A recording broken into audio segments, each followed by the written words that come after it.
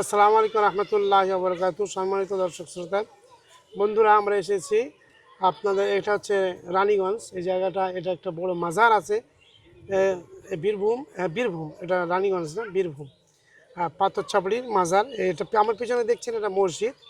তো এখানে আমরা জিয়ারাত করেছি, এখানে নামাজ কালাম পড়েছি এবং এখানে বিশেষ কিছু তদবির করেছি। বিশেষ কিছু তদবিরের মধ্যে যে উল্লেখযোগ্য কিছু তদবির আছে, যেটা হচ্ছে যে মানুষের হিরো থেকে একেবারে জিরোর দিকে ঠেলে নিয়ে যাওয়া, হিরো থেকে জিরোর দিকে চলে আসা। যেটা হচ্ছে দেখা যাচ্ছে যে একটা মানুষের লাখ লাখ টাকার লেনদেন আছে, হঠাৎ করে লেনদেন বন্ধ হয়ে যাওয়া, ব্যবসার যে লোকগুলো সঙ্গী সাথী তারা ব্যবসার প্রতিষ্ঠান ছেড়ে চলে যাওয়া, মালিকের কথা না শোনা, কাজ মানে দেখা জিনিস লাভ, মানে 10 টাকা কিনে 15 টাকা বিক্রি, তাও লাভ চোখে দেখতে না পাওয়া, ঠিক আছে, প্রতিষ্ঠান আস্তে আস্তে আস্তে আস্তে বন্ধর পথে চলে যাওয়া। তো এরকম যে কাজগুলো আছে, এই কাজগুলো করার জন্যে এত রাস্তা এখানে এসেছি। মাজারের এখানে জিয়ারত করা হয়েছে, তদবিরের কাজ করা হয়েছে।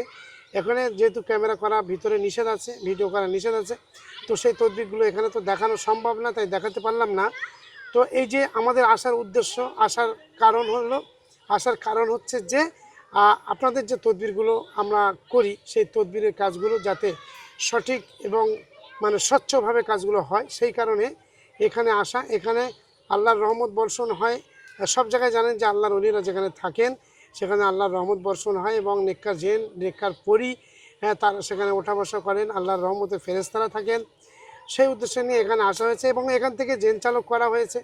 এখানে যে মাজারে যিনি সর্দার আছেন, মোমেন যিনি সর্দার, ওনাকে এখান থেকে চালক করা হয়েছে এবং সেইভাবে কাজটা চলছে।